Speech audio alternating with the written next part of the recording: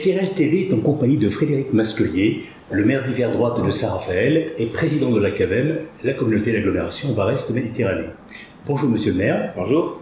Alors, pour rappel, vous avez été élu le 29 septembre 2017, maire de Saint-Raphaël, à une très large majorité du conseil municipal, succédant à Georges Ginesta, et élu dès le premier tour des élections municipales du mois de mars dernier. Est-ce que ça réconforte pour le futur ? Ça a tout d'abord été un honneur de devenir maire suite à Georges Ginesta. Et puis c'était 2 années de mise en place d'une action, de réorganisation, l'occasion aussi de se faire connaître par les Raphaélois, de lancer de nouveaux projets. Et l'élection était la confirmation de l'existence d'un vrai bilan et puis une envie de continuer tous ensemble. Alors, à votre arrivée il y a 3 ans, vous souhaitiez marquer une rupture avec votre prédécesseur. De quelle nature s'est-elle opérée ? Alors, lorsque je suis arrivé, je n'ai pas souhaité marquer une rupture à l'égard de mon prédécesseur. Cette rupture est venue à travers le temps. C'est, je dirais, au gré de positions telles que la politique peut les créer. Plus sérieusement, il y avait un vrai bilan de la part de Georges Ginesta. Je crois qu'il m'avait fait une ville moyenne, c'est avec de belles infrastructures, donc il ne s'agissait pas du tout de mon côté de me mettre en contre-pied avec tout ce qui avait été fait. On ne bâtit pas l'avenir en détruisant le passé, tout ceci n'a pas de sens. Mais en revanche, il y avait un certain nombre de sujets où on pouvait faire mieux, je crois que c'est le sens de la vie. C'est faire mieux en termes d'organisation de l'administration, faire mieux en termes d'animation de la ville, faire mieux au regard de l'attention qui doit être portée pour les commerçants, sur une politique de stationnement. Je crois que c'est vrai qu'il y avait une certaine remise en cause qui était nécessaire sur des sujets et j'ai assumé mes responsabilités puisqu'à partir du moment où vous êtes maire, vous n'êtes pas l'héritier de quelqu'un, mais vous êtes surtout responsable à l'égard de nos concitoyens. Donc effectivement, vous venez de le préciser, vous souhaitiez que les gens vous souhaitent redevenir fiers de leur ville. Alors, c'est proposé par des événements que vous avez créés. D'ailleurs, quels sont ceux qui aujourd'hui vous sont, on va dire, propres et surtout dont vous êtes le plus fier de ce que vous êtes sur ces 3 dernières années ? Alors sur ces 3 dernières années, on a fait beaucoup de choses puisqu'on avait fait le FestiCart, on a fait venir la Formule 1 à 2 reprises, en matière culturelle aussi, vous avez le Festival de la bande dessinée, vous avez le Festival du livre, vous aviez le cycle des conférences, les rencontres de l'avenir. À titre personnel, j'ai toujours une petite inclinaison à l'égard des conférences de l'avenir, donc qui ont un rayonnement national, notamment par la qualité de leurs intervenants, qui montrent qu'une ville comme Saint-Raphaël, une ville moyenne, peut arriver aussi à avoir des conférenciers tout à fait exceptionnels et que dans une ville qui est souvent montrée comme une ville de vacances, eh bien, on peut avoir la même intelligence qu'ailleurs. On est dans un monde aujourd'hui globalisé, on voit bien que beaucoup de choses nous échappent, c'est d'ailleurs tout le sens de la crise des Gilets jaunes, beaucoup de nos concitoyens ne supportent plus de ne plus être maîtres de leur vie, et puis la question de la reconnaissance, c'est combien de professions, de métiers sont dévalorisés, ne sont pas regardés, ne sont pas mis en avant comme ils le mériteraient, tous ces métiers qu'on a vus essentiels pendant la crise du Covid. Et donc, j'ai porté une attention toute particulière à ces gens-là, à qui on ne parle pas beaucoup, mais qui représentent pourtant la majorité de nos concitoyens, dont l'action est absolument indispensable à la vie d'une ville, ou encore de notre nation toute entière. Et j'ai été très attentif pour que chacun puisse être fier de sa ville, fier de ses élus et puis fier de ce que nous faisons. Donc effectivement, c'est une ligne forte de mon action. Alors, ce discours, au plan national, on l'entend depuis au moins une dizaine d'années. Pour autant, et vous le reprécisez bien au plan local, c'est vrai qu'entre les discours et les actes, on va dire qu'il y a un énorme fossé. À quoi on peut l'attribuer ça ? Je parle des politiques. Je pense que, effectivement, vous le notez bien, la différence entre le national et le local. Aujourd'hui, on a un État qui est très centralisé, trop centralisé d'ailleurs à mon sens, et cette crise du Covid a été assez révélatrice d'ailleurs.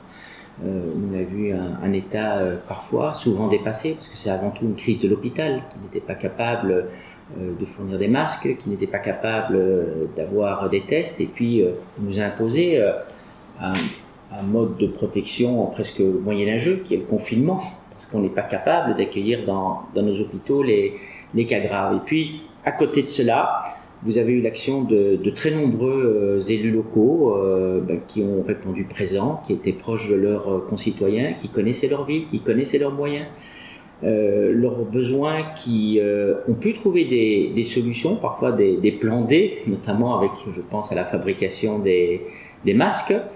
Et donc là, on voit qu'il y a un véritable besoin de proximité, aussi de rapprocher la décision des gens. Et là, vous retrouvez une véritable crédibilité. Vous la retrouvez non pas par des paroles, non pas par des discours, mais par rapport à des actions. Je prends toujours le mot célèbre du président du Sénat: lorsque vous êtes maire, vous êtes à portée d'engueulade. C'est-à-dire nos concitoyens, les Raphaélois, peuvent me rencontrer dans la rue, ils peuvent prendre rendez-vous avec moi-même, avec mes élus, avec mes adjoints, ils m'écrivent directement, on leur répond. Donc vous avez un contact très direct qui existe, et je crois que c'est pour cela que vous avez encore une confiance importante à l'égard des maires, et cette confiance, il est de notre devoir de l'honorer.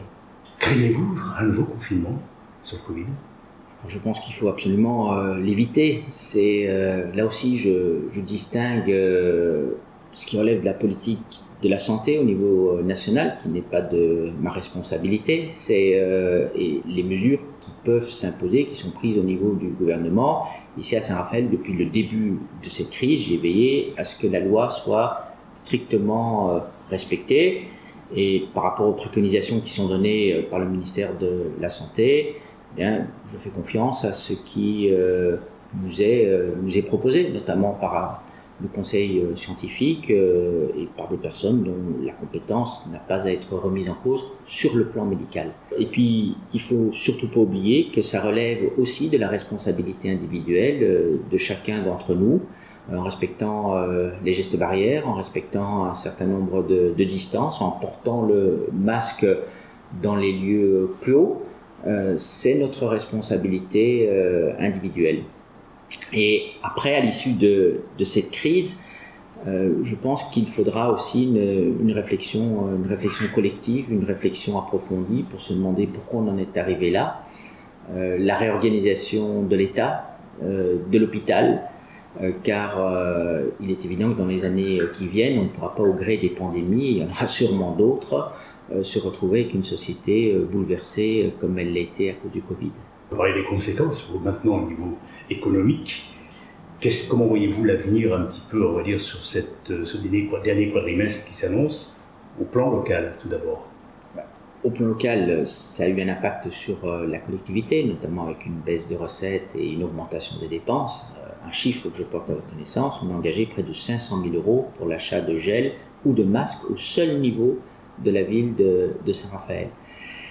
Au niveau local, ça a été l'annulation aussi de beaucoup d'événements, ça a été la mise à l'arrêt, je pense notamment au domaine culturel ou sportif.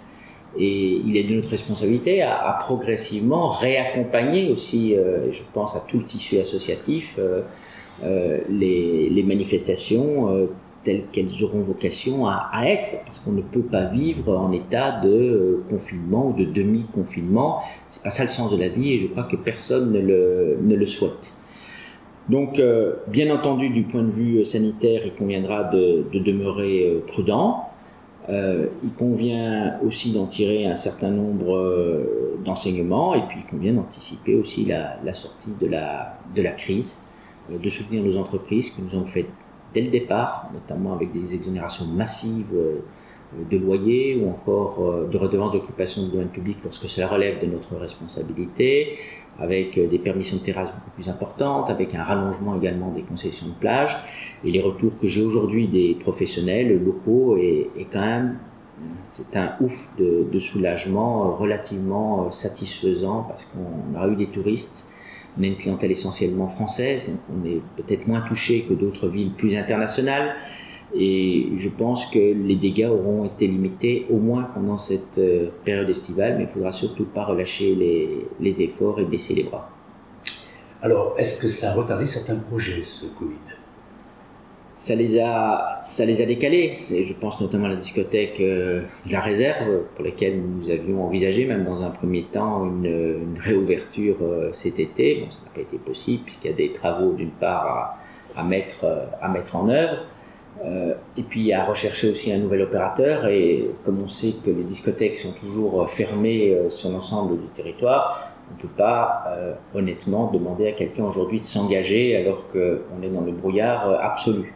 Donc ça, c'est un projet effectivement qui était retardé. Sinon, j'ai demandé à mes équipes évidemment d'anticiper la sortie de la crise, de travailler davantage sur la préparation des projets tels qu'ils étaient prévus au programme, et notamment les travaux de rénovation et de réaménagement du bord de mer que je souhaite relancer au début de l'année prochaine. On a été élu avec un programme, et j'ai indiqué que toute la gestion de cette crise Covid étant passée, notre première responsabilité, c'est évidemment d'appliquer notre programme. Ça doit étonner personne.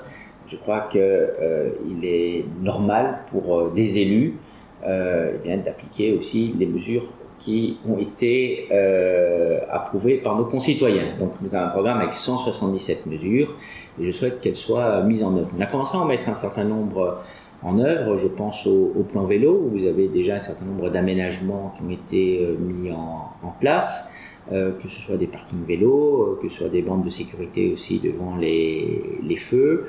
Je pense également à la question du handicap, dans la mesure où vous avez une classe d'accueil pour les enfants autistes à l'école Camaï dès le mois de septembre.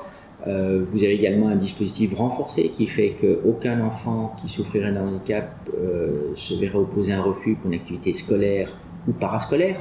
Donc vous avez également les jardins partagés. On va procéder aux prochaines inaugurations dans les prochains jours. Donc on voit qu'il y a un certain nombre de mesures qui sont déjà progressivement mises en place, puisque j'ai demandé à mes services, malgré la crise, de continuer à travailler tout le long, ainsi qu'à mes élus. Alors, rénovation du bord de mer, évidemment, en termes d'investissement. En termes d'investissement, il y a également les places de parking au Dramont, ce qui était demandé.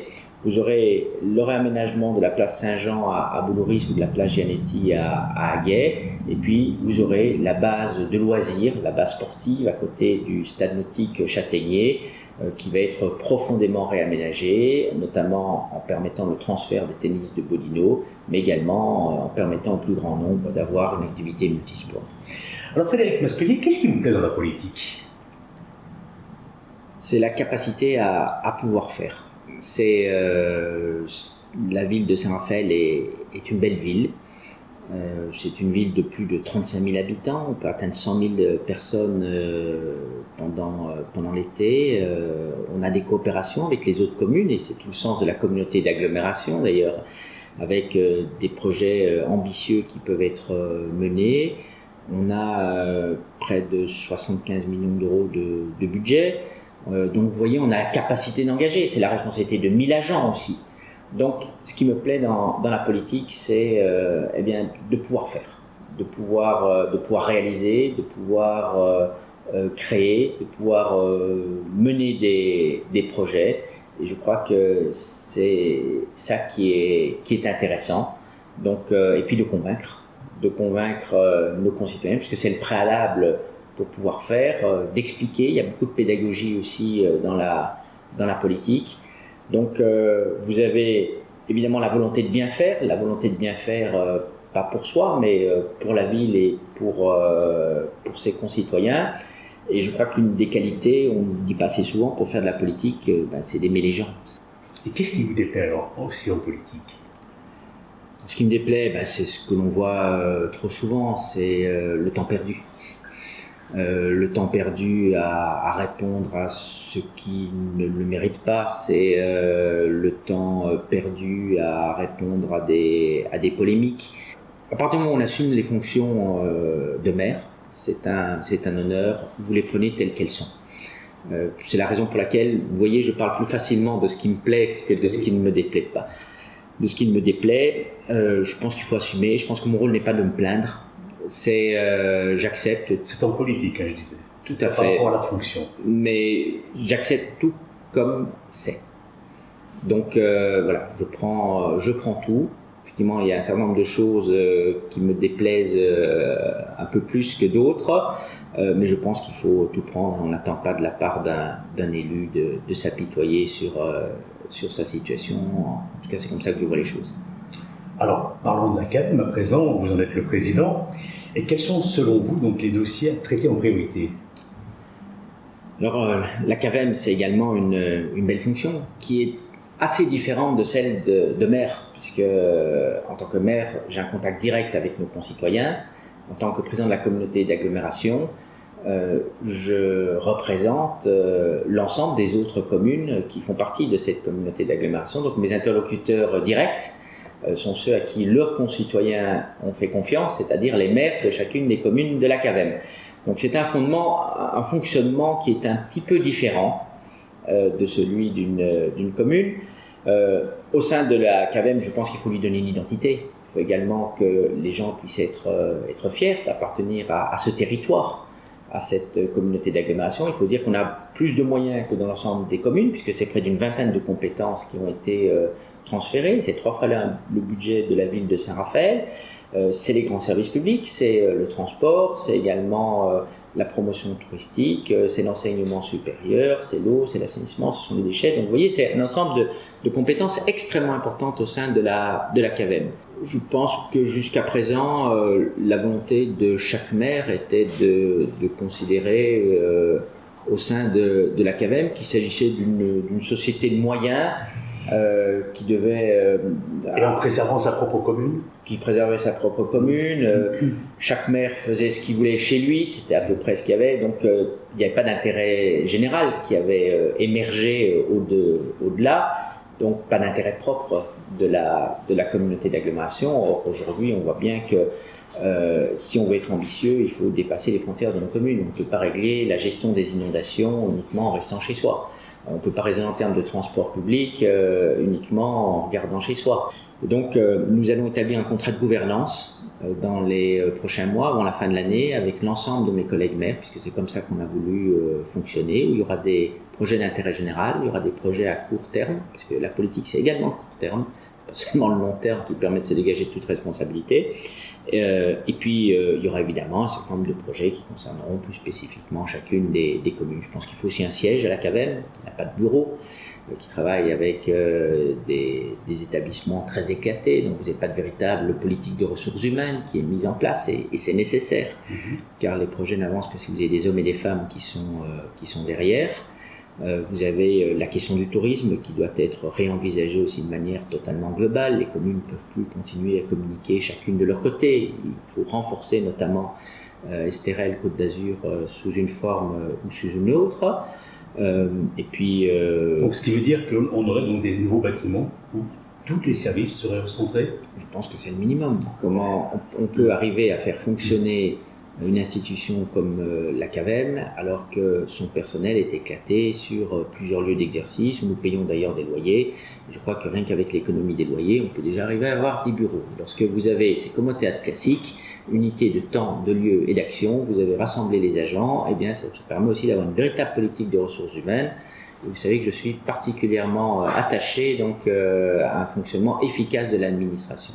Donc il faut que l'administration de la CAVEM, comme l'administration de nos villes, soit la plus efficace possible, qu'on n'ait pas une administration qui soit tournée vers la satisfaction de ses intérêts, mais vers la satisfaction des intérêts du concitoyen. Tout ça, ça peut se faire aussi avec un certain nombre de conditions et un certain nombre de principes. J'ai déjà commencé d'ailleurs à m'y attacher avec beaucoup d'attention. Qu'en est-il du stade de foot ? C'est un excellent exemple d'intercommunalité. Et d'ailleurs, ça montre que les clubs sportifs l'ont compris avant beaucoup d'autres. dans la mesure où on voit bien que si on restait avec un club raphaélois ou uniquement avec un club fréjusien, eh bien, on pouvait avoir des objectifs et des ambitions qui étaient beaucoup plus limités que si on se mettait ensemble. Et c'était toute la raison d'être d'ailleurs de la création de l'Étoile. Ça ne s'est pas fait facilement, mais néanmoins aujourd'hui on voit que c'est une réussite. Donc ce sont les prémices de l'intercommunalité, les sports de haut niveau. Le handball en est encore un autre exemple. Donc le stade de football, la ville de Fréjus a acquis le terrain. Le terrain doit être aménagé pour pouvoir accueillir donc, un stade également. Je crois que c'est 1 ou 2 terrains d'entraînement, puisque le but c'est évidemment d'éviter aussi l'éclatement en plusieurs terrains, puisqu'aujourd'hui les gamins vont déjà jouer, enfin je parle pour les petits raphaélois, jouent déjà pour l'essentiel à Fréjus, que ce soit à la base nature ou encore au Chan. Eh bien, ce sera mieux d'être sur un seul site. Ça permettrait aussi aux petits Roquebrunois ou encore aux jeunes de Puget de venir s'entraîner. Ça permettra aussi d'avoir des équipes de jeunes qui soient fortes, puisqu'une des caractéristiques de l'Étoile est d'être un des principaux centres de formation entre Nice et Marseille. Je crois que c'est sa richesse. D'ailleurs, quelques grands champions qui en sont sortis. Je crois qu'il faut conserver cette spécificité. Puis avec les ambitions mesurées qui ont été celles de l'Étoile, un stade de 4000 places n'est pas excessif dans une communauté d'agglomération de 120 000 habitants. C'est la volonté du maire de Fréjus, c'est également ma volonté, et ce projet ira jusqu'au bout. Bien, Frédéric Masculier, maire de Saint-Raphaël et président de l'Acadème, merci. Merci à vous, à bientôt, au revoir. À bientôt.